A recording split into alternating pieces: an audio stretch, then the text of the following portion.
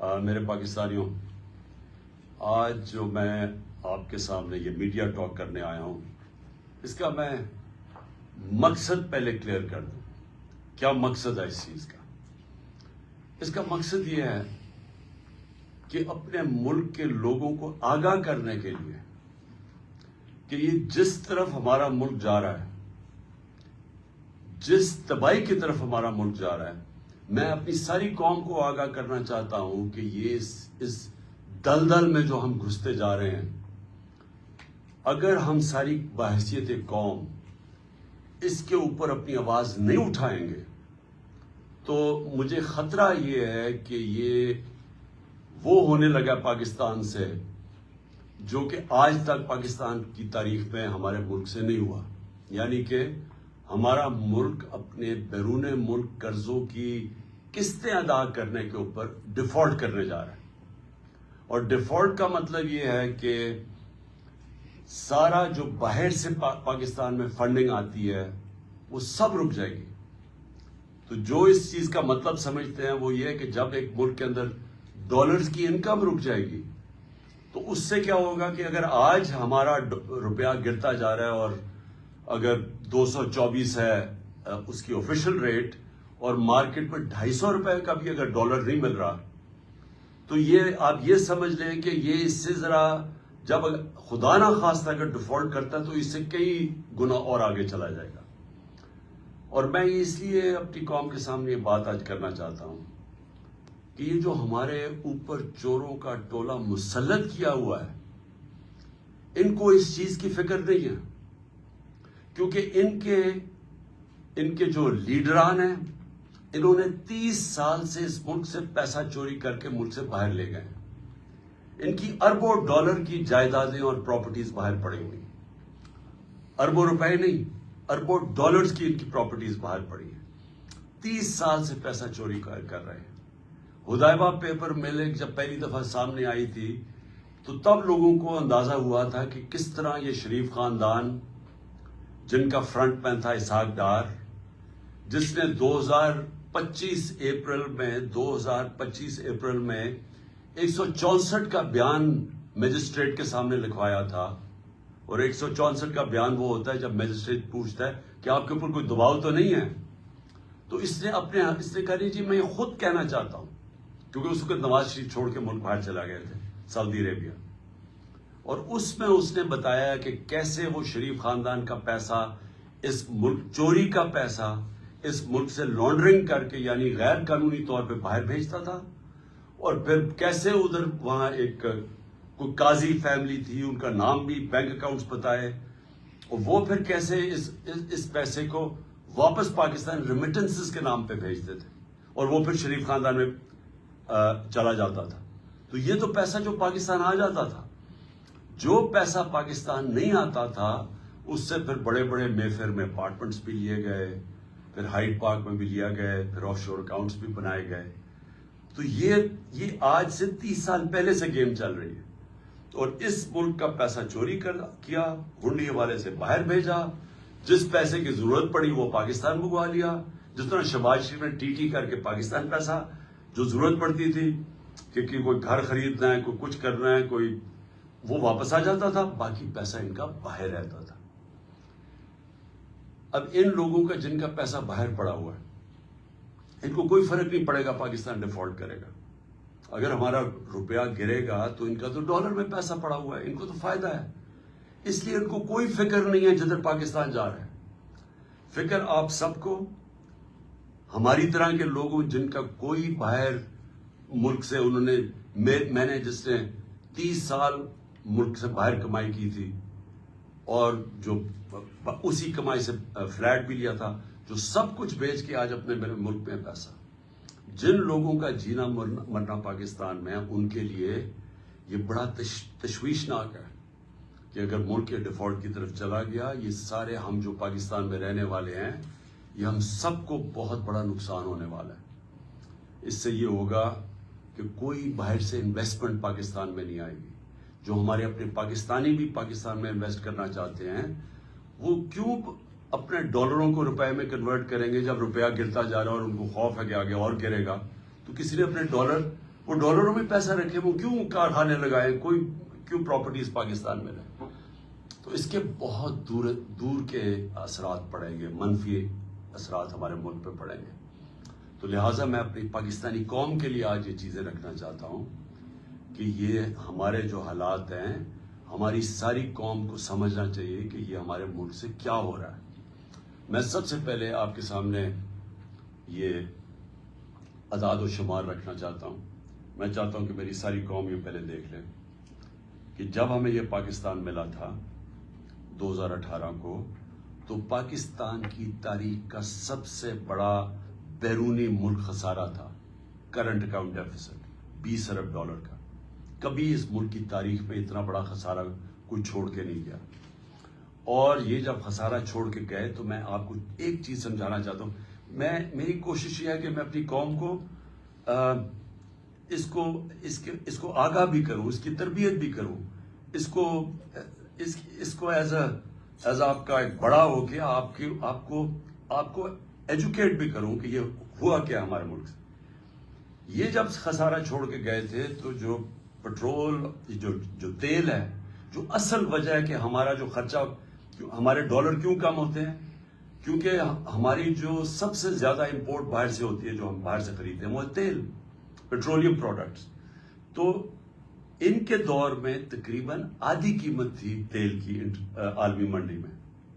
جب ہماری باری آئی تو یہ سمجھ جائیں کہ یہ تیل کی قیمت، یہ جو کرونا سے، کہ جب کرونا کی وجہ سے سپلائی شارٹیجز ہوئے ہیں، تو ہمارے دور میں آخری وقت پہ $103 سے تیل گیا 115 $20 تک بھی پہنچا. تو جب تیل بڑھتا ہے تو پھر ہماری امپورٹس بڑھ جاتی ہیں، امپورٹس بڑھتی ہیں، ڈالرز ہمارے زیادہ خرچ ہوتے ہیں، ڈالر کم ہو جاتے ہیں. ڈالر جب کم ہوتے ہیں تو روپے کے اوپر پریشر پڑتا ہے اور ہمارے ریزرو پہ پریشر پڑتا ہے. تو اب یہ سمجھیں کہ یہ جو پاکستان چھوڑ کے گئے تھے اور ہم جو پاکستان چھوڑ کے گئے تھے، یہ جو ہمیں انہوں نے رجیم چینج پہ کیا تھا، تو اس وقت پاکستان کی 2022 میں 2021 میں پاکستان کے جو جی ڈی پی دولت میں اضافہ ہو رہا تھا وہ 5.7% تھا، اور جو ہمارا 2022 تھا، چوتھا سال تھا، اس میں 6% تھا. 5.7 اور 6% پاکستان کی تاریخ میں، یہ صرف اور صرف اگر اس طرح کی پاکستان کی جی ڈی پی گروتھ ہوئی یا دولت میں اضافہ ہوا، یہ مارشل لاز میں ہوا تھا، ایوب خان کے زمانے میں، یا یہ جنرل ضیاء کے زمانے میں اور جنرل مشرف کے زمانے میں. یہ کیوں ہوا تھا ان کے دور میں؟ کیونکہ ہم ان کے ساتھ ان کی 2 دفعہ جنگوں میں شرکت کر رہے تھے، افغان وار میں اور وار آن ٹیرر میں، اور اس سے پہلے ہم سیٹو اور سینٹرو کے امریکہ کے ساتھ ملے ہوئے تھے پیکٹ میں کولڈ وار کے دوران، جب ایوب خان کا دور تھا. صرف ان دوروں کے اندر ہماری گروتھ ریٹ اس سطح پہ پہنچی تھی کیونکہ امریکہ سے ڈالرز مل رہے تھے پاکستان کو. یہ واحد گورنمنٹ ہے جو امریکہ کے ڈالرز نہ ملنے کے باوجود اس نے 5.7 اپنے تیسرے اور 6.8 پہ ہماری اکانومی گرو کی. اور یہ یاد رکھیں کہ اس میں 2 سال کرونا آیا تھا، جو ایک ایسی وبا تھی جس نے دنیا کی اکانومیز کو تباہ کر دیا تھا. ہندوستان کے حالات دیکھیں، ان کی منفی میں چلی گئی تھی گروتھ ریٹ. ایران کا دیکھیں، جو ہمارے نیبرز کی بات کر رہا ہوں دنیا میں، اور ابھی تک اس کے اثرات ہیں وہ کرونا کے. تو ہمارے دور میں اس کے باوجود کہ کرونا تھی، اور یہ یاد رکھیں کہ دنیا نے اکنالج کیا تھا کہ پاکستان وہ 3 ٹاپ ملکوں میں جس نے سب سے بہترین طور پہ کرونا کو مینج کیا. اور اس کے ثبوت کیا ہے کہ ہم نے اپنی اکانومی بچا لی، اپنے غربت بچا لی، اپنے روزگار بچایا لوگوں کا، اور ہمیں اپنی انڈسٹری بچا لی، اور ہم نے یہ 5.7 اور 6% پہ گرو کیا. ہماری ریکارڈ ریمیٹنسز تھی، بیرون ملک پاکستانی کو سب سے زیادہ ہمارے پہ اعتماد تھا. 31 ارب ڈالر کی انہوں نے ریمیٹنسز بھیجی، جو ریکارڈ تھا. نون لیگ کی دور میں 19.6% ریمیٹنسز تھی. ہم نے ادھر سے لے کے گئے 3.5 سال میں 32 ارب ڈالر پہ.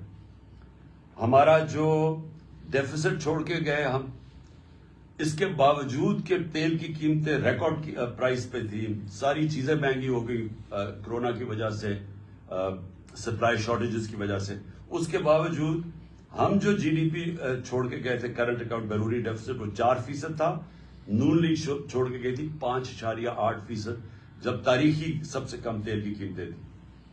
ہماری گندم 27.5 ملین ٹن ہماری گندم تھی، جو کہ ریکارڈ تھا پاکستان کی تاریخ میں۔ ہماری جو چاول تھا وہ 9.3 ملین ٹن تھا، جو ریکارڈ تھا۔ ہمارا جو مکئی تھی وہ 9.6 ملین ٹن تھی، وہ ریکارڈ تھی۔ اور ہماری آخری سال میں جو گنا تھا وہ تقریباً 90 ملین ٹن تھا، جو کہ ریکارڈ تھا۔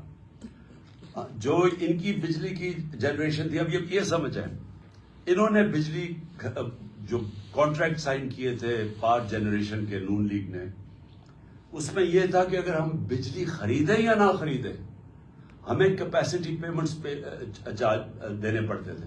یعنی ایک بجلی گھر کو جو انہوں نے جب ان کو کانٹریکٹ دے دیا، انہوں نے جو سیٹ اپ کیے، اس میں سے اگر پاکستان بجلی خریدے یا نہ خریدے پیسے پورے دینے پڑتے تھے، جس کو کیپیسٹی پیمنٹس کہتے ہیں۔ تو اس کے لیے اگر آپ جب تک ہم بجلی، اور انہوں نے اتنے زیادہ بنا دیے، کیپیسٹی اتنی زیادہ کر، ہمارے پاس ملک کے پاس طور طریقہ ہی نہیں تھا وہ بجلی استعمال کرنے کا، ہمارے میں کیپیسٹی نہیں تھی، پیسے ہم پھر بھی ان کو دے رہے تھے۔ تو اس کا مطلب بجلی کی کنزمپشن بڑھائی جائے تاکہ ہم کم از کم ہمارے پاس آمدنی آئے وہ ان کو پیسے دینے کی۔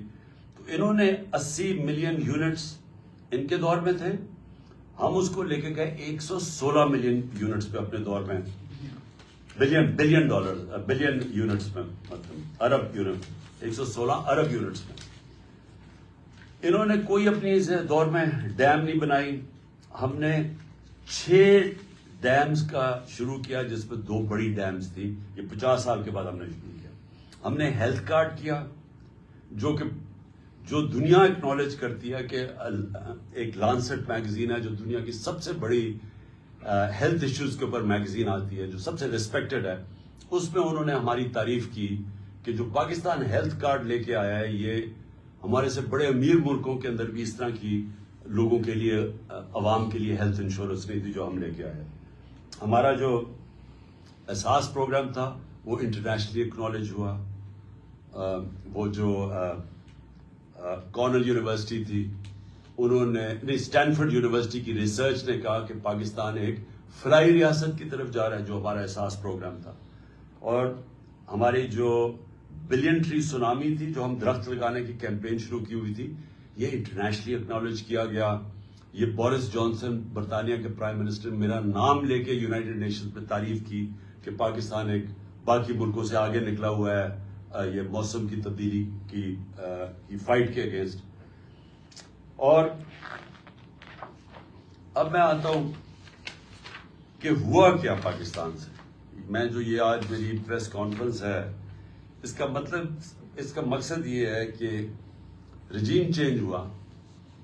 یہ جب میں آپ کو اعداد و شمار دے رہا ہوں، یہ پاکستان کی جو اکنامک سروے آف پاکستان ہے، اس میں یہ شائع ہوئے ہیں، اور میں یہ پھر سے کہوں کہ یہ اس حکومت نے شائع کیے ہیں، یہ ہمارے دور کی اکنامک سروے میں شائع نہیں ہوئے۔ تو یہ جو میں آپ کو دے رہا ہوں اعداد و شمار، یہ ہمارے ہر سال کی جو اکنامک سروے نکلتی ہے اس میں سے میں آپ کو فگرز دے رہا ہوں۔ اب دیکھیں ہوا کیا، ووٹ آف نو کانفیڈنس آ گئی۔ جس دن ووٹ آف نو کانفیڈنس آئی تو 178 روپے کا ڈالر تھا۔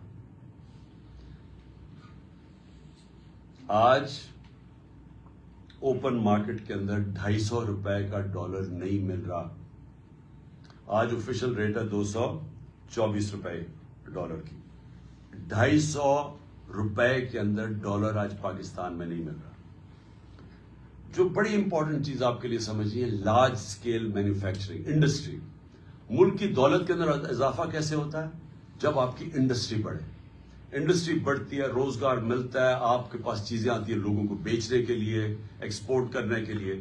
تو یہ ایک بیسک چیز ہوتی ہے جس سے ایک ملک کی دولت میں اضافہ ہوتا ہے، ویلتھ کریشن ہوتی ہے۔ ہمارا جو آخری مارچ کا مہینہ تھا 27% پاکستان کی لارج اسکیل مینوفیکچرنگ میں گروتھ ہوئی، اس پہ اضافہ ہوا. اور یہ کتنے سالوں کے بعد پاکستان کی انڈسٹری اسی طرح ریوائیو ہوئی. اور انڈسٹری ریوائیو ہونا آسان کام نہیں ہے، کیونکہ انڈسٹری اگر آج فیصلہ بھی آپ کریں گے، ان کو انسینٹیوز بھی دیں گے، تو وہ ٹائم لگتا ہے، کیونکہ فیکٹری مشینری بنانی پڑتی ہے، امپورٹ وہ سیٹ اپ ہوتا ہے، اس کو ٹائم لگتا ہے. آپ اگر آج فیصلہ کریں، فائدہ کریں کسانوں کا، تو آج اگر اس کو انسینٹیوز دیں گے، وہ 6 مہینے 7 مہینے کے بعد وہ فصل اگائے گی.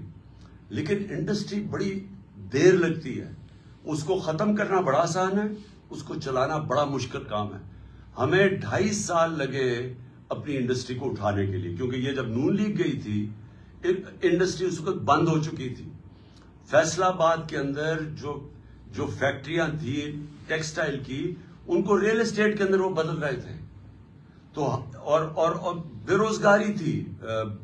ہمارے جو مارچ کی میں بات کر رہا ہوں، ٹیکسٹائل کا مزدور نہیں مل رہا تھا فیصل آباد میں، باہر سے لوگوں کو مزدوروں کو منگوانا پڑتا تھا. ریکارڈ ہماری جو یہ 27.7 پہ ریکارڈ ہماری انڈسٹری بڑھ رہی تھی، جو آج 0.4% پہ پہنچ چکی ہے. ادھر سے گر کے یہاں پہنچ چکی ہے. یہ اکتوبر کی فگرز ہیں. سب سے زیادہ شور مچا ہوا تھا مہنگائی کا، کہ جی مہنگائی مارچ آ گئی، عمران خان نے مہنگائی کر دی، قتل کر دیا لوگوں کو. مجھے افسوس سے کہنا پڑتا ہے کہ وہ چینلز جو آج چپ کر کے بیٹھی ہوئی ہیں، سناٹا چھایا ہوا ہے وہاں، بول نہیں رہے، وہ ان کو عمران خان کی گھڑی کی پڑی ہوئی ہے. یہ بھی پہلی دفعہ ہوا کہ میں اپنی گھڑی بیچوں، اس کے اوپر ہی شور مچ گیا ہے. میری ذاتی گھڑی ہے، میں اسے بیچوں، میں جو مرضی کروں اسے. اس کے اوپر کوئی بات نہیں کر رہا کہ آج لوگوں کا جو معاشی قتل ہو رہا ہے. ہمارے دور میں مائک جا رہا ہوتا تھا سب کے سامنے، اچھا جی بتائیں کتنی مہنگائی ہے، کتنی تکلیف ہے، چن چن کے. آج کیوں نہیں جا رہے؟ آج ذرا یہ سنیں کہ ہمارے دور میں جب لوگوں کے پاس جا رہے تھے مہنگائی کتنی تھی، تو انفلیشن تھی 12.5%. اس پہ جناب بلاول بھٹو نے اتنا جوش میں کہ میں مہنگائی مارچ کرنے لگا ہوں، میں کمپیٹ دیں گے اسلام آباد میں پہنچ کے. تو آج مہنگائی کدھر پہنچی ہے؟ 24% کے اوپر. دگنی ہے آج مہنگائی اس دور کی. کوئی کسی کو فکر نہیں ہے کہ مہنگائی میں کیا ہو رہا ہے. 50 سال میں سب سے زیادہ مہنگائی ہے آج پاکستان میں. کدھر ہیں لوگ؟ یہ کدھر ہیں وہ میڈیا ہاؤسز؟ اپنے ضمیر جگائیں. پیسہ سب کچھ نہیں ہے. پیسے کے پیچھے چوروں کی نہ مدد کریں. اس ملک میں چوروں کو نہ بچائیں اپنے پیسے ضمیر بیچ کے. آج دگنی مہنگائی ہے. اور کون سی قیامت آ گئی کہ تب سے اور اب میں کتنا مہنگائی اصل تو ہوئی تھی تیل کی وجہ سے. ہم کیوں پھنسے ہوئے تھے؟ امپورٹڈ مہنگائی تھی. دنیا میں تیل کی قیمت بڑھ گئی تھی کرونا کی وجہ سے، سپلائی شارٹیجز تھے. تو آج انٹرنیشنل مارکیٹ میں تیل کی قیمت کیا ہے؟ $80 سے بھی نیچے آ گئی ہے. آج $70 اور $80 کے بیچ میں قیمت ہے. ہمارے دور میں $103 سے $115 تک تیل کی قیمت تھی، جس کی وجہ سے ہمیں مشکل پڑی ہوئی تھی مہنگائی روکنے کے لیے. تو ہم جب کہتے تھے کہ باہر سے مہنگائی ہے، تب تو کوئی نہیں سنتا تھا. اور آج یہی لوگ جبکہ نیچے آ چکی ہے تیل کی قیمت اور آج مہنگائی اسمانوں پہ ہے، آج سناٹا ہے. آج ہمارے دور میں جو پٹرول اور ڈیزل تھا وہ $150 لیٹر پہ تھا. آج کوئی $234 پہ ایک ہے، 224 پہ ایک ہے، 236 پہ ڈیزل ہے. تو آج کیوں نہیں؟ جب ڈالر نیچے، جب تیل نیچے آ گیا ہے، تو آج کیوں نہیں کسی کو فکر کہ لوگوں کی کمر توڑ دی ہے یہ پیٹرول اور ڈیزل کے اسمانوں پہ قیمت گئی ہے، جو عام آدمی کو افیکٹ کرتی ہے. پھر جو اب میں خطرناک چیزیں آپ کو بتانے لگا ہوں کہ دیکھیں ہمارا مسئلہ کیا ملک کا. ہمارا مسئلہ یہ ہے کہ یہ جو 2 خاندان 30 سال سے بیٹھے ہوئے تھے، اور اس سے پہلے ملٹری ڈکٹیٹرز تھے، 60 کی دہائی کے بعد کبھی کسی پاکستان کی حکومت نے زور نہیں لگایا ایکسپورٹس بڑھانے میں. جب تک آپ ایکسپورٹس نہیں بڑھائیں گے ڈالرز ملک میں کیسے آئیں گے؟ نون لیگ کے پچھلے 5 سال میں ایکسپورٹس 0 بڑھی ہیں. 5 سالوں میں ان کی ایکسپورٹس نہیں بڑھی. تو جب ایکسپورٹس نہیں بڑھیں گی، مجھے آج تک یہ نہیں سمجھ آئی کہ ملک کی دولت میں کیسے اضافہ ہوگا. کیسے ایشیا ٹائیگر بنا دیں گے تو لاہور کو پیرس میں بنا دیں گے. جب تک آپ کی ایکسپورٹس نہیں بڑھیں گی وہ ملک کبھی بھی وہ ترقی نہیں کر سکتا، اس کی دولت میں اضافہ نہیں ہو سکتا. چائنا جو آج ایک اکنامک سپر پاور ہے، انہوں نے اپنی ایکسپورٹس آج ان کی پتہ نہیں 2000 ارب ڈالر کی ایکسپورٹس ہیں. ہماری آج ایکسپورٹ جب ہمیں ملا تھا پاکستان تو 24 ارب ڈالر کی ایکسپورٹس تھی 22 کروڑ پاکستانیوں کی، اور ہمیں فخر ہے کہ ہم اس کو لے گئے 33 ارب ڈالر پہ. کیونکہ وہ بھی بڑا زور لگا کے، کیونکہ کرونا تھا، کرونا کی وجہ سے دنیا بند ہوئی تھی. 2 سال تو چائنا بند رہا ہے، تو اس کے باوجود ہم 33 ارب ڈالر. تو ایکسپورٹس کے اوپر کبھی کسی نے زور لگایا نہیں ہے. تو آج پاکستان کے اندر جو خوفناک بات کیا ہے کہ ہماری ایکسپورٹس گرنی شروع ہو گئی ہے. جو ہماری ایکسپورٹس بڑھ رہی تھیں اور جو ریکارڈ پہ پہنچی تھی، اور ہمارا خیال تھا کہ اگر ہم رہتے تو وہ 38 ارب ڈالر پہ پہنچ جانی تھی، وہ اب ہر مہینے 18% ایکسپورٹس پاکستان کی گر رہی ہیں. تو بجائے دولت میں اضافہ ہونے کے وہ نیچے آ رہا ہے. جو ہماری ریمیٹنسز ہیں، جو ہمارا جو اوورسیز پاکستانی پیسے بھیجتے ہیں، ایک تو ان کو اعتماد نہیں ہے اس حکومت پہ، دوسرا اور وہ ہے کہ ہمارا روشن ڈیجیٹل اکاؤنٹ جس پہ اوورسیز پاکستانی پیسے وہ کم ہونے شروع ہو گئے ہیں. پاکستانی نے اپنا پیسہ نکالنا شروع کر دیا اوورسیز پاکستانی نے. اور دوسرا کہ جب اتنا بڑا فرق آ جائے آفیشل ڈالر کی ریٹ میں اور مارکیٹ ریٹ میں، تو وہ تو ایک دم سیدھا ہی اس کا فرق پڑے گا ریمیٹنسز میں. تو جب ڈالر ہمارے ملک میں کم آنے شروع ہو جائیں تو اس سے سب سے بڑا سوال یہ ہوتا ہے کہ اب ہم اپنے قرضوں کی قسطیں کیسے ادا کریں گے. اگر ہم جو کوشش پوری پالیسی تھی کہ ڈالرز ہمارے بڑھیں، ریمیٹنسز بھی آئیں اور ایکسپورٹس ہماری بڑھیں جو بڑھ رہی تھی، اور پھر ہماری کوشش یہ تھی کہ آئی ٹی کی ایکسپورٹس بڑھائیں جو 75% ہم نے بڑھائی تھی، جو فیوچر ٹیکنالوجی کا ہے.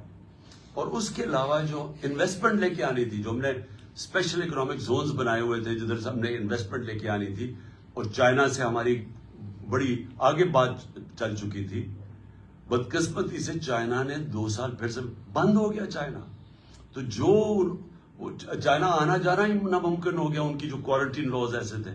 تو جو ہم نے ان سے اپنی اسپیشل اکنامک زونز میں انویسٹمنٹ کروانی تھی، اس نے بھی ہمارے ڈالر کی انٹیک بڑھانی تھی.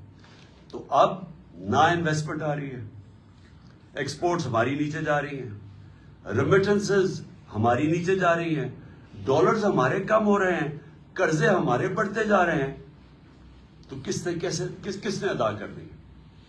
آج جدھر پاکستان کھڑا ہے، ہم اب یہ کیسے قسطیں ادا کریں گے؟ اور یہ میں پھر سے اسی پہ آ گیا ہوں کہ مجھے آج کیوں خطرہ ہے، کیوں ہماری طرح کے لوگوں کو خطرہ ہے اور فکر پڑی ہوئی ہے، اور کیوں ان کو نہیں فکر. میں سب سے پوچھتا ہوں، اپنی اسٹیبلشمنٹ سے پوچھتا ہوں، اپنے ہر طبقے کے پاکستانی سے پوچھتا ہوں کہ کیا آپ کو فکر نہیں ہے کہ آپ پاکستان کدھر جا رہے ہیں؟ میں جب الیکشنز کی بات کرتا ہوں، میں الیکشنز کی اپنی ذات کے لیے نہیں بات کر رہا، میں تحریک انصاف کے لیے نہیں بات کر رہا. تحریک انصاف نے تو جب بھی الیکشن کروائیں گے انشاءاللہ، جس طرح کی پبلک سپورٹ ہے آج پی ٹی آئی کی، پاکستان کی تاریخ میں کسی پولیٹیکل پارٹی کی نہیں تھی. چاروں صوبوں میں پارٹی پھیلی ہوئی، باقی تو 2 پارٹیز رہ گئی ہیں، چھوٹی چھوٹی پارٹیز صوبائی پارٹیز بن گئی ہیں. تو انہوں نے تو جب بھی الیکشنز ہم نے جیتنا ہے. تو ہمیں یہ نہیں فکر کہ اگر الیکشن ٹائم پہ ہوں گے تو ہمیں کوئی فرق پڑ جائے گا. مجھے خوف آ رہا ہے کہ جتنی دیر اب یہ گورنمنٹ چلے گی، اس ملک کا جو معاشی بحران ہے وہ بڑھتا جائے گا. اور وہ کیوں بڑھے گا؟ کیونکہ جب تک ملک میں پولیٹیکل سٹیبلٹی نہیں آتی، سیاسی طور پہ ملک میں استحکام نہیں آتا، تو معاشی طور پہ تو استحکام آ ہی نہیں سکتا. ساری دنیا کی کامن سینس ہے کہ معیشت تب ترقی کرتی ہے جب سرٹنٹی ہوتی ہے، جب استحکام ہوتا ہے. میں اگر آج بزنس مین ہوں, میں آج ایک انویسٹر ہوں, میں تو تب پیسہ لگاؤں گا جب مجھے پتا چلے گا کہ یہ 4-5 سال کی حکومت چل رہی ہے, اور میں آج اگر پیسہ لگاؤں گا تو 2-3 سال کے بعد جب مجھے اس کا نفع آنا شروع ہوگا. مجھے جب یہی نہیں پتا کہ 6 مہینے میں کیا ہوگا اور اگلے 8 مہینے میں کیا ہوگا, کون پیسہ لگانے لگا؟ اوپر سے پاکستان کی, جس طرح میں نے کہا, جب کریڈٹ ریٹنگ ہی گر گئی ہے, جب پاکستان کے رسک ڈیفالٹ اتنی 100% تک پہنچ چکی ہے, تو کسی نے پیسہ ہی نہیں دینا. نہ کسی کمرشل بینک نے پیسہ دینا ہے, نہ کسی انویسٹر نے آنا ہے. تو یہ تو ان کے پاس تو اب کوئی روڈ میپ ہی نہیں ہے. ان کی تو صرف اب ایک کوشش ہو رہی ہے, اور کوشش ان کی اب آج کیا ہے؟ کوشش بڑی سیدھی ہے. کوشش ہے کہ نا میچ اب یہ کھیل نہیں سکتے. 36 جو بائی الیکشنز ہوئے تھے ان میں سے 29 پاکستان پی ٹی آئی جیت گئی ہے. اس کے باوجود کہ ان کے پاس پوری اسٹیٹ مشینری تھی, ان کے ساتھ پورا جو اس ملک کی الیکشن کمیشن ہے, جس نے بے شرمی سے جس طرح انہوں نے ان کی مدد کی, اور اسٹیبلشمنٹ ان کے ساتھ تھی. ہمیں کہا گیا تھا نا جی سلیکٹڈ ہے, تو اب تو کسی میں شک نہیں ہونا چاہیے نا کہ کون سلیکٹڈ ہے. جس کے ساتھ ان سب کے ساتھ سارے ملک کے جو بھی اس ملک کے پاور ہاؤسز تھے وہ ان کے ساتھ کھڑے تھے. اس کے باوجود 75% by election P T I جیتی ہے. اب اس خوف سے انہوں نے الیکشن نہیں کروانے. نواز شریف وہاں باہر بیٹھا ہوا ہے, اس نے وہ الٹا لٹک جائے گا, الیکشن نہیں کروائے گا, کیونکہ اسے پتا ہے الیکشن میں رزلٹ ان سے بہت برا ہونا ہے. لہٰذا یہ ڈیلے کرنا چاہتے ہیں. ان کی تو اگر کوشش ہو تو یہ تو اس سے بھی آگے جانا چاہتے ہیں. تو اگر یہ الیکشن نہیں ہوگا, تحریک انصاف کا نقصان نہیں ہونے لگا, ملک کا نقصان ہو رہا ہے. ملک جس تیزی سے نیچے جا رہا ہے, مجھے چھوڑیں, باہر کے کوئی بھی انڈیپینڈنٹ جو معیشت کے تجزیہ کار ہیں کسی سے پوچھ لیں. یہ جو موڈیز اور فچ جو کریڈٹ ریٹنگ کرتے ہیں دنیا میں ملکوں کی, کیا وہ تو ہمارے ساتھ نہیں ہیں جو کہہ رہے ہیں کہ آج پاکستان کی ریٹنگ بالکل نیچے گر چکی ہے. جو آج اگر ہماری جو سی اے ڈی ہے, جو ہمارا جو کریڈٹ رسک ہے آج پاکستان کی, جو آج 100% پہ پہنچ چکی ہے, تو وہ تو ہمارے نہیں ہے. اس کا مطلب ساری چیزیں بتا رہے ہیں کہ ملک جا رہا ہے اس وقت معاشی تباہی کی طرف, اور اس کو نکالے گا صرف الیکشن. اب یہ کیا کوشش کر رہے ہیں, میں قوم کے سامنے آخر میں یہ بات رکھنا چاہتا ہوں. ان کی کوشش کیا ہے؟ ان کی نمبر 1 کوشش یہ ہے کہ ان کے سارے کرپشن کے کیسز ختم. مجھے بڑے افسوس سے کہنا پڑتا ہے کہ ان کو NRO-2 دیا گیا, اور جس نے دیا ہم سب جانتے ہیں کس نے ان کو NRO-2 دیا. NRO-1 جنرل مشرف نے دیا, NRO-2 ادھر جو ملک کا طاقت میں تھا اس نے دیا. اور اس کی وجہ سے کیا ہوا ہے کہ سارے کرپشن کے کیسز ان کے ختم ہو رہے ہیں ایک ایک کے. اور وہ کرپشن کیسز جو ان کے دور میں بنے ہوئے تھے, یہ کیسز ہمارے دور میں نہیں. سوائے شہباز شریف کے کیسز, جو FI کا کیس تھا, اور جو وہ TT کا کیس 24 ارب کے جو اس خاندان پہ کیسز تھے, باقی سارے کیسز ان کے پرانے کیسز تھے. سارے کیسز باری باری معاف ہو رہے ہیں. انہوں نے NRO-2 اپنے آپ کو NRO-2 جو کہ اسمبلی کے اندر قانون پاس کر کے جو نیب میں ترمیم کی ہے, اب یہ سب بچ جائیں گے. اور یہی مقصد ان کا آنے کا تھا. ملک کا پھر سے میں آپ کو, ان کو کوئی فکر نہیں ہے کہ ان کے پیسے باہر پڑے ہیں, تو ان کو کرپشن کے اپنے کیسز معاف کروائیں گے ایک ایک کر کے. ہر روز ہم دیکھتے ہیں کہ کبھی وہ پہلے مریم بچ گئی, پھر اس کے بعد وہ اسحاق ڈار آیا, وہ ڈرائی کلین ہو گیا. اس کے بعد اب یہ رانا ثناء اللہ کو بھی انہوں نے فیصلہ کیا کہ یہ تو بالکل ہی صاف اور شفاف ہو گیا. اور پھر اب سلمان شہباز صاحب لندن سے واپس آ رہے ہیں, جو کہ مفرور تھا. کس چیز پہ مفرور تھا؟ کیونکہ یہ اس کی کمپنی تھی رمضان کا, یہ ڈائریکٹلی اس کا CEO یا ڈائریکٹر تھا. 16 ارب روپے کے انہوں نے نوکروں کے نام پہ پیسہ لیا. اور ان کی فیملی میں ڈسٹریبیوٹ ہوا.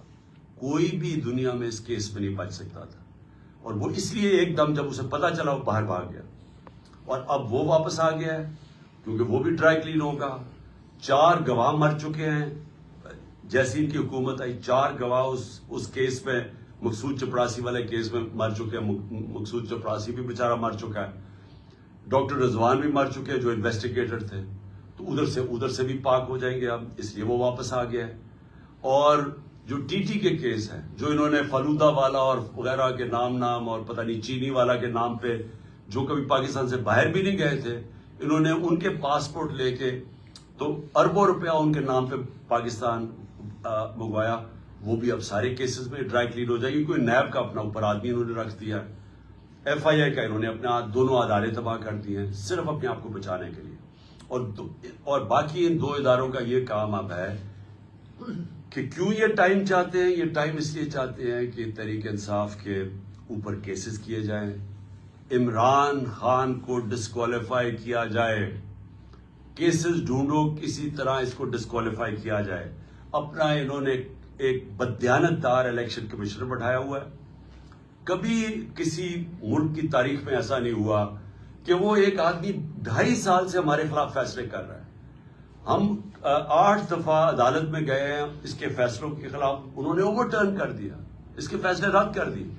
ہم سپریم جوڈیشل کاؤنسل میں اس کو لے کے گئے ہوئے ہیں, ہم نے اس کے اوپر کیسز کیے ہوئے ہیں, ہمارے کیسز نہیں سنے جا رہے ہیں اور وہ ہمارے اوپر کیسز پہ کیسز کیے جا رہے ہیں. اور صرف ایک پوائنٹ ایجنڈا ہے کہ مجھے ڈسکوالیفائی کریں اور ہماری پارٹی کو نقصان پہنچائے. ایک منٹ. اور میں جو اس کے ساتھ ساتھ جو سب سے بڑا جو میں آخر میں بات کرنا چاہتا ہوں وہ اعظم سواتی کی ہے. میں سمجھتا ہوں کہ ایسا میں نے اپنے ملک میں مارشل لاز میں ایسے حالات نہیں دیکھے جو اعظم سواتی سے ہو رہا ہے.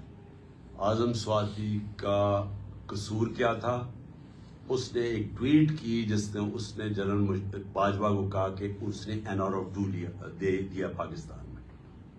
یہ سارا پاکستان کو پتا ہے کہ اس نے NR-2 دیا, لیکن اس کے اوپر جو اس کو سزا ملی ہے, کون سے معاشرے کے اندر اس طرح کا ظلم ہوتا ہے کہ ایک سینیٹر اپنا پوائنٹ آف ویو نہیں دے سکتا؟ بھئی آپ کہہ دیں نہیں دیا, لیکن یہ تو نہیں کر سکتے آپ کو ننگا کر کے اس کو مارو, بچوں کے پوتوں پوتیوں کے سامنے اس کے اوپر ظلم تشدد کرو, اس کے بعد اس کو یہ جو آپ کر رہے ہیں اس کے پھر بیوی کے اور بیٹی کے سامنے گندی کیسٹ بھیجو, اس کے بعد وہ اس کے اوپر کیسز کر دو, کوئی 30 کیسز کر دو. اس جو ہارٹ کا مریض ہے اس کو کوئٹہ بھیجا جائے ان حالات کے اندر, پھر اس کو اب صرف پہنچا دیا ہے. اس کے گھر کے اوپر انہوں نے واردات کی ہے, ایک دم CDO کو پتا چل گیا کہ اس نے کچھ اس کا گھر سیل کر دیا.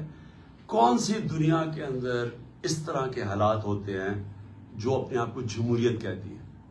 یہ ظلم کا نظام ہے, اس کی انتہا ہے. اس کے اوپر میں صرف ختم کرتا ہوں حضرت علی کا قول سے کہ کفر کا نظام چل جائے گا لیکن اس طرح کا ظلم کا نظام نہیں چل سکتا. خان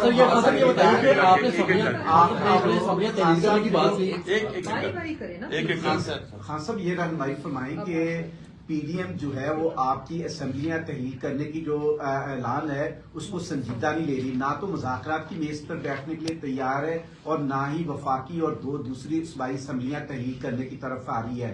تو ایسے میں کیا آپ اپنی ہی اسمبلیاں تحلیل کر کے الیکشن میں چلے جائیں گے, یا جو آپ نے ان کو ایک وقت دیا تھا کہ یہ بیٹھ کر مذاکرات کی میز پر آئیں وہ تو سنجیدہ نہیں لے رہے؟ اسی کے ساتھ ایڈ کر دوں. آپ نے یہ بات کی ہے کہ الیکشن تاخیر سے کروانا چاہ رہے ہیں اور یہ بالکل نظر بھی آ رہا ہے کہ وہ بھی لیٹ کرنا چاہ رہے ہیں. خان صاحب اس پہ آپ کی پارٹی کا کیا موقف ہوگا؟ کیا آپ کوئی اگریسو موڈ کے اندر آگے آئیں گے احتجاج میں, یا جیسے ابھی آج کل ہلکا پھلکا ہلکے مسلم کانسٹیچوئنسیز کے اندر احتجاج کر رہے ہیں, یہ جاری رکھیں یا کوئی بڑی کال دینے جا رہے ہیں آپ آگے؟ دیکھیں, سب سے پہلے تو مجھے کبھی کوئی شک نہیں تھا کہ نواز شریف یا زرداری کبھی بھی الیکشنز کی طرف نہیں جائیں گے. اور کیوں مجھے شک نہیں تھا؟ کہ دونوں اس ملک کے بڑے مجرم ہیں, یہ کرپٹ لوگ ہیں. ان کو ڈر لگا ہوا ہے کہ اگر یہ الیکشنز میں ہار گئے تو ان کو ڈر یہ لگا ہوا ہے کہ اتنی محنت سے جو انہوں نے 7 مہینے اپنے کیسز ختم کیے یہ پھر نہ ریوائیو ہو جائے. ان کا انٹرسٹ پاکستان کا انٹرسٹ ان کا انٹرسٹ نہیں ہے. ان کا انٹرسٹ ہے کہ پہلے کیسے چوری کرو اور پھر چوری کو بچاؤ کیسے. تو مجھے کبھی کوئی شک نہیں تھا کہ انہوں نے الیکشن نہیں ماننا. میری کوشش یہ ہے کہ اس ملک کے جو ادارے ہیں وہ اس وقت ملک کا سوچیں. یہ میں عمران خان اپنا نہیں سوچ رہا, مجھے اپنے ملک کا خوف آیا ہوا ہے. اور اگر یہ ملک خدا نہ خواستہ جس طرف تیزی سے جا رہا ہے, جو دنیا کہہ رہی ہے آپ کے ڈیفالٹ کی طرف جا رہا ہے, اگر یہ ادھر چلا گیا, اگر کسی نے مثلا یہ ہوپ کر رہے ہیں کہ آئی ایم ایف یا چائنا بیل آؤٹ کر دے گی, اگر انہوں نے نہ کیا تو یہ ملک کی جو حالات ہوں گے یہ سارا ملک افیکٹ ہوگا. ہر وہ آدمی جس کا جینا مرنا پاکستان میں وہ افیکٹ ہوگا, سوائے وہ جنہوں نے ڈالرز میں اپنے پیسے باہر رکھے ہوئے.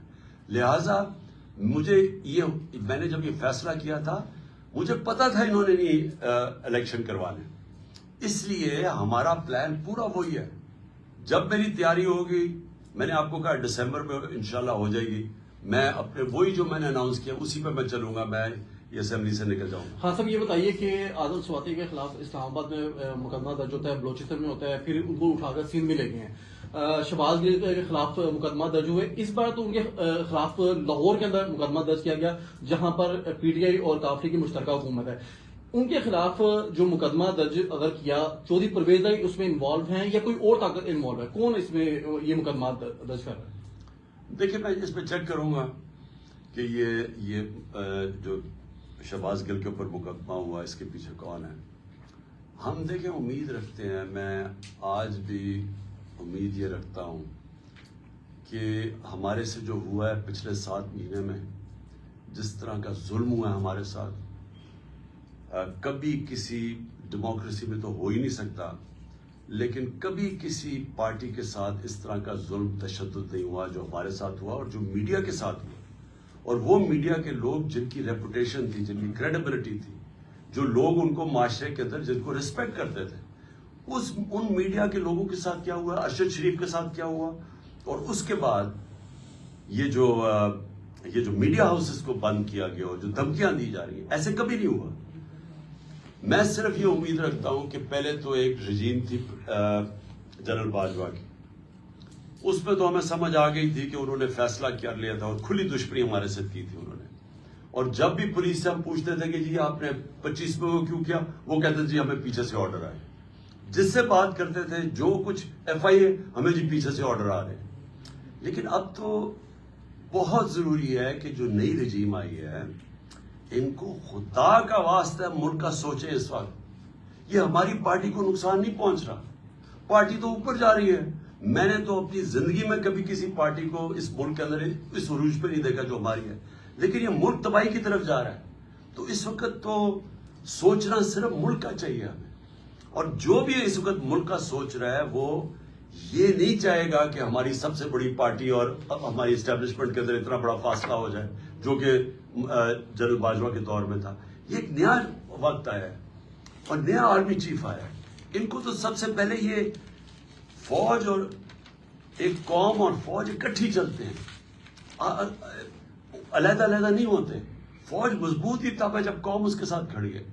خان صاحب یہ بتائیے کہ اسٹیبلشمنٹ کا بڑا رول ہوتا ہے پالیٹکس میں, پاکستان میں ہمیشہ سے رہا ہے. پچھلے 3 ہفتے میں ظاہر ہے ادھر بھی چینج ہوئی ہے, چین آف کمانڈ ہوئی ہے, کوئی تھوڑا سا ہواؤں کا رخ تبدیل ہوا ہو, کوئی پازیٹیو گیسچر ملا ہو؟ اگر نہیں ملا تو کتنا کا آپ انتظار کریں گے, کتنا ہوپ فل ہیں آپ کے نہیں کوئی چینج آئے گی؟ دیکھیں ابھی تک تو میں ویسے آپ کو سچ بتاؤں کہ کوئی مجھے چینج نہیں نظر آیا, لیکن نیا آرمی چیف آیا ہے, اس کو ٹائم دینا چاہیے. ہم نے اس کی بڑی اچھی چیزیں سنی ہیں, جنرل عاصم کی بڑی تعریفیں سنی ہیں میں نے, حافظ قرآن ہے, اور میں یہ امید رکھتا ہوں کہ یہ امر بالمعروف پہ چلیں گے. یہ جو ہمارے نبی صلی اللہ علیہ وسلم نے جو کہا تھا کہ قومیں تباہ ہو جاتی ہیں جب ایک بڑے ڈاکوں کو آپ این آر او دے دیں اور چھوٹے چوروں کو آپ جیلوں میں ڈالیں, وہ قومیں تباہ ہو جاتی ہیں. تو ہم تو ان سے امید لگا کے بیٹھے ہوئے ہیں.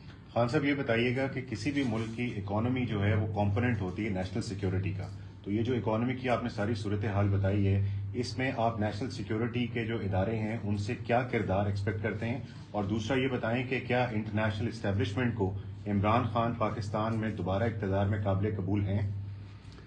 دیکھیں پہلے تو میں ایک چیز واضح کر دوں کہ یہ جو نیشنل سیکورٹی پالیسی تھی یہ پہلی دفعہ تحریک انصاف نے نکالی تھی، کمپریہنسو نیشنل سیکورٹی پالیسی. اس میں ہم نے واضح کیا تھا کہ نیشنل سیکورٹی ایک ملٹری سیکورٹی ہوتی ہے اور دوسری اکنامک سیکورٹی ہوتی ہے. یہ دونوں ساتھ ساتھ چلتی ہیں. سوویت یونین اگر صرف ملٹری سیکورٹی بچاتی تو سوویت یونین کو بچا لینا چاہیے تھا، لیکن کیونکہ ان کی اکانومی کولیپس کی ان کی ملک ہی ٹوٹ گیا. تو یہ ہم نے اپنے نیشنل سیکورٹی کاؤنسل میں بڑا مثال دی ہوئی ہے اس کی. لہٰذا اس وقت بڑا ضروری ہے، میں اس لیے امید لگا کے بیٹھا ہوں نئے سیٹ اپ سے کہ جب آپ کی ملک نیچے جا رہا ہے اور سب کو نظر آ رہا ہے نیچے جا رہا ہے، کسی معیشت کے ایکسپرٹ سے آج پوچھ رہے وہ سارے یہی کہیں گے کہ آگے ان کو اندھیرا نظر آ رہا ہے. تو جب ایک نظر آ رہا ہے سب کو تو کیسے یہ اس طرف ان چوروں کو جو صرف اپنی چوری ہر روز پتہ چل جاتی فلانے کا نیب کا کیس ختم ہو گیا، اب جی فلانا اب وہ اس این آر او کی گنگا میں نہا کے جناب اب رانا ثناء اللہ بھی پاک ہو گیا، پہلے اب پتہ چلا جی وہ مریم بھی گئی ہے تو فلانے بھی.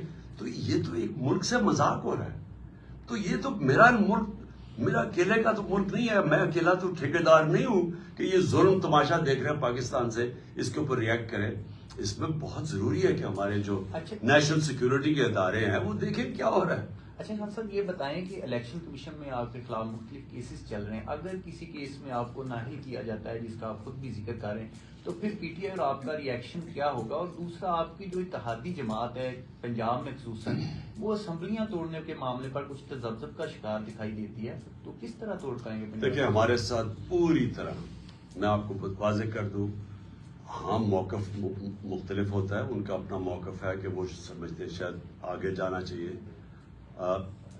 یعنی تھوڑی اور دیر چلنا چاہیے ان کو، اور وہ صرف اس لیے کہہ رہے ہیں کہ اگر نون لیگ یعنی اگر کیئر ٹیکر آ گئی اور کیئر ٹیکر ڈیسائیڈ کیا الیکشن کمیشن نے، الیکشن کمیشن تو ان کا آدمی ہے، اس نے بٹھا کے ان کے لوگوں کو بٹھا کے اوپر آئی جی اپنا رکھ کے تو انہوں نے ہمارے پہ پھر ظلم کرنا شروع کر دینا ہے. تو ان کا یہ پوائنٹ ٹھیک ہے، لیکن انہوں نے مجھے پورا اختیارات دیے ہوئے ہیں کہ جب بھی میں چاہوں گا کہ اسمبلی توڑنا ان پورے میرے ساتھ کھڑے ہیں اس کے اوپر، اس میں کوئی شک نہیں ہے. آپ کا پہلا سوال ہے الیکشن کمیشن اگر نااہل کرتا ہے، الیکشن کمیشن مجھے نااہل کرتا ہے اپنا اور پاکستان میں ذلت کمائے گا، وہ اور ذلیل ہوگا پاکستان میں، کیونکہ لوگوں کو ابھی کوئی شک نہیں ہے کہ اس سے زیادہ بددیانتدار الیکشن کمیشن پاکستان کی تاریخ میں نہیں آیا. ہر فیصلہ اس کا، بلکہ یہ تو نون لیگ کا جس طرح جیالہ نہیں ہوتا اس طرح ہمارے خلاف کام کر رہا ہے، لیکن اس سے کوئی فرق نہیں پڑے گا. پاکستان کی قوم پہلے ہی تیار بیٹھی ہوئی ہے، ان کو سب کو ایک باشعور قوم ہے، وہ ویسے الیکشن جتا دیں گے. یعنی اگر میں نے الیکشن چلے مجھے نااہل کر دیا کیا ہوگا؟ پہلے تو الیکشن کمیشن نااہل کر ہی نہیں سکتی، اس کے پاس یہ ہے ہی نہیں، اتھارٹی نہیں ہے. اگر وہ کر بھی دیتی ہے تو کیا پاکستانی قوم کسی اور کو ووٹ دے دے گی؟ اگر میں نہ بھی پی ٹی آئی کا ہیڈ ہوا تو کیا وہ کسی اور کو ووٹ دے دے گی؟ اچھا خان صاحب یہ بتائیے کہ جیسے آپ نے کہا کہ معیشت جو ہے وہ کسی بھی ملک کی سلامتی کی فرسٹ لائن ہوتی ہے، اگر خدا نہ کرے پاکستان ڈیفالٹ کرتا ہے تو ہمارے ایٹمی اثاثے جات جو ہیں وہ کتنے کمپرومائز ہو سکتے ہیں؟ دیکھیں میں نے یہ بات کی تھی 1 جون کو، میرے اوپر انہوں نے کہا جی، اور ابھی بھی سمیع ابراہیم کا انٹرویو 1 جون کا، انہوں نے کہا جی عمران خان کے اوپر آرٹیکل 6 لگنا چاہیے. میں ایک لیڈر ہوں، میں اپنے ملک کو کیوں نہ آگاہ کروں کہ یہ جب چور اوپر بیٹھ گئے ہیں یہ ملک کدھر جا رہا ہے، اور وہ ادھر ہی چلا گیا ملک. جو میں نے پیشن گوئی کی تھی 1 جون میں، اگر میرا انٹرویو دیکھ لیں بالکل ادھر وہ لے کے گئے، ڈیفالٹ کی طرف لے گئے ہم. اب ڈیفالٹ ہم نہیں کہہ رہے، باہر کے جو اکانومی کے ایکسپرٹس ہیں سب یہی کہہ رہے ہیں کہ ڈیفالٹ کی طرف پاکستان جا رہا ہے. تو جب ڈیفالٹ کر جائے گا، میرا اب اگلا سوال ہے، جس نے ہمیں اس دلدل سے جدھر ہم کنویں میں گرے ہوں گے اس میں سے نکالے گا تو پاکستان کے پاس اس کو دینے کے لیے کیا ہوگا؟ مجھے بتائیں نا، ہمارے پاس کیا چیز بیچنے کے لیے ہوگی کہ ہاں جی ہم یہ آپ کو دیتے ہیں تو آپ ہمیں اب بیل آؤٹ کریں؟ کیا ہے ہمارے پاس؟ تو یہ تو کامن سینس ہے کہ وہ جو مجھے تو ایسے لگتا ہے کہ سازش کے تحت یہ کیا گیا، یعنی یہ سازش بڑی سازش، یہ رجیم چینج صرف یہی نہیں تھا کہ عمران خان کو ہٹاؤ جبکہ معاشیت سب سے تیزی سے ترقی کر رہی تھی، سارے انڈیکیٹرز پازیٹیو تھے، اس کو تب گرایا گیا اور ان چوروں کو لے آیا اور ملک نیچے بیٹھ گیا. تو یہ تو ایک دشمن ملک لوگ کر سکتے ہیں. میں اس لیے تو کہتا ہوں کہ جو بھی ملوث تھے اس رجیم چینج میں وہ پاکستان کے میر جعفر اور میر صادق تھے. خان صاحب جو بیل آؤٹ جو آئی ایم ایف کا بیل آؤٹ پروگرام ہے اس میں نون لیگ کی جانب سے صدر پاکستان کو جو ہے وہ مدد مانگی گئی ہے کہ ان کو سپورٹ کیا جائے. تو کیا پی ٹی آئی اور نون لیگ اکٹھے مل کر کوئی معاشی جو صورتحال کو بہتر بنانے کے لیے اکٹھے بیٹھ سکتے ہیں؟ اور خان صاحب نواز شریف بھی سنا ہے واپسی کی تیاریاں شروع ہو گئی، اس کے بھی لانے سارے چوروں کو رہا، سارے چور. اب تو صرف ایک ہی کسر رہ گئی ہے کہ این آر او وہ جو جیلوں میں بیچارے غریب لوگ گھسے ہوئے ان کو بھی این آر او دے دو. ان کی تو چھوٹی چھوٹی چوریاں ہیں، یہ تو اربوں کی چوریاں معاف ہو رہی ہیں، وہاں بیچاروں کی ہزاروں میں لاکھوں کی چوری ہے، وہ بیچارے سل رہے. سب کو چھوڑ دے جیلوں میں. دیکھیں آپ نے جو کہا نا کہ ان کے ساتھ بیٹھ کے ہم کیا کر سکتے ہیں، ان کے پاس کیا فارمولا ہے، یہ کیا کریں گے. ان کے اوپر نہ پاکستان کی ایک جو بزنس مین جو سرمایہ کار ہے نہ ان کو اعتماد ہے ان پہ. آج سارے 88% پاکستان کے سرمایہ کار کہتے ہیں کہ ان کے اوپر اس پہ اعتماد نہیں ہے. 100% باہر کے لوگ کہہ رہے ہیں کہ ان کو اس اکانومی پہ اعتماد نہیں ہے. تو ان کے اوپر کیا کریں گے ہم؟ اس گھوڑے کے اندر کتنا پمپ بھرے گے، وہ تو مر چکا ہے گھوڑا. یہ ٹھیک نہیں کر سکتے.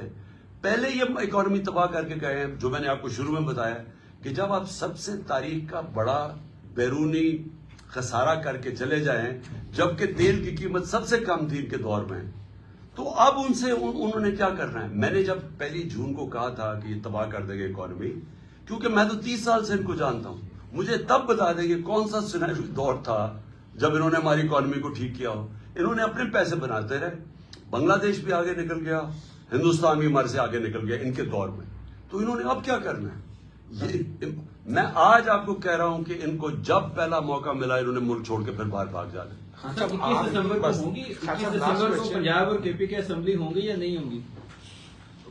میں آپ کو دسمبر کے آپ کو دسمبر تک ایک لاسٹ کوشچن مطالبہ کرتے ہیں کہ فوج جو ہے یا اسٹیبلشمنٹ وہ معاملات کو بیچ میں داخل و مداخلت کرے، چیزوں کو سیدھا کرے.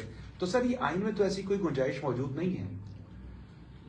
آئین میں گنجائش تھی کہ آپ منڈی لگائیں سندھ ہاؤس کے اندر اور 20 کروڑ روپیہ دے کے لوگوں کو خرید کے چینج کریں.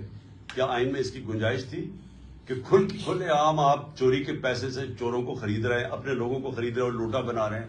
کبھی سنا یہ برطانیہ کے اندر ہوا ہو یا کینیڈا میں ہوا ہو یا آسٹریلیا میں جدھر پارلیمنٹری ڈیموکریسی ہے؟ وہ آئین میں کیا گنجائش ہے؟ یہ تو آئین کے اندر کیا گنجائش ہے NRO2 کی؟ مجھے بتائیں. پبلک کا پیسہ چوری ہوا ہے، پیسہ گورنمنٹ عوام کا پیسہ چوری ہوا ہے، NRO ان کو کیسے مل گیا؟ کہیں دنیا کے اندر آپ نے سنا ہے کوئی دنیا کا ایک ملک ہے جس کے اندر چوروں کو NRO مل جائے؟ مجھے ایک بتائیں، برطانیہ میں بتائیں کبھی کسی کو NRO ملا ہے؟ کبھی آسٹریلیا میں ملا ہے؟ کسی مہذب معاشرے میں ملا ہے؟ تو آئین تو ان کو تب سوٹ کرتا ہے کہ جب آپ ان کو فائدہ ہو تو آئین ان کو یاد آ جاتا ہے. باقی تو آئین کی انہوں نے ہمیشہ دھجیاں اڑائی.